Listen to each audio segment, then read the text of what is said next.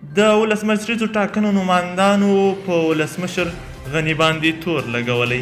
دغه تور یې ولې لګولی او د دې تور لګولو علت به څه وي او ښاغلی ولسمشر غني ولې مجرم ګڼلی دی؟ سلامونه و پښتنه مینه، تاسو ګورئ ټاپ پښتو چینل.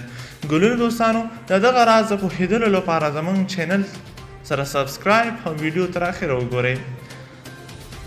د ولسمشریزو ټاکنو نماند نوررحمان لیوال په خپلو تازه څرګندونو کې ویلي دي چې ولسمشر غني د دوه مرستیالانو ته $1 میلیون رشوت ورکړی او تر ټاکنې یوه ورځ مخکې له هغه نه بیل کړي وو.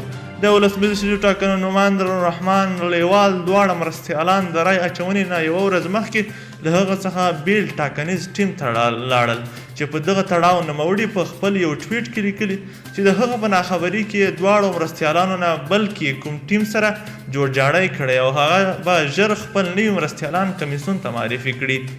نوررحمان لیوال تازه په خپله فیسبوک پاڼه باندې لیکلي چې نوموړي دواړو مرستیالانو ته د ولسمشر غني $1 میلیون رشوت ورکړی دی.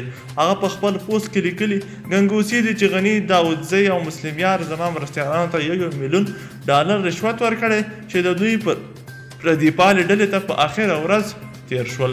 خو د نوررحمان په دغه پوسټ باندې خلکو سختې نیوکې کړي دي او هغه ته یې په تبصره کې ویلي چې ټول ټاکنیز ټیم یې په دې نه ارزي چې په $1 میلیون واخیستل شي، نو بیا لا دوه مرستیالانو ته $1 میلیون څنګه ورکړل شي.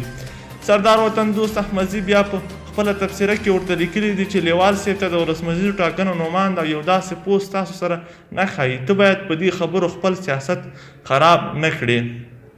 سمرالدین جبران بیا لیکلي دي چې څوک یې $2 رانه نیسي. پرېږده دا غم خبرې، دا ووایه چې څو رایې دې وړي دي. همداراز معید محمد سهار بیا لیکلي چې ته خدای ستا مرستیالان په دې ارزي چې سړی $1,00,000 ورکړي.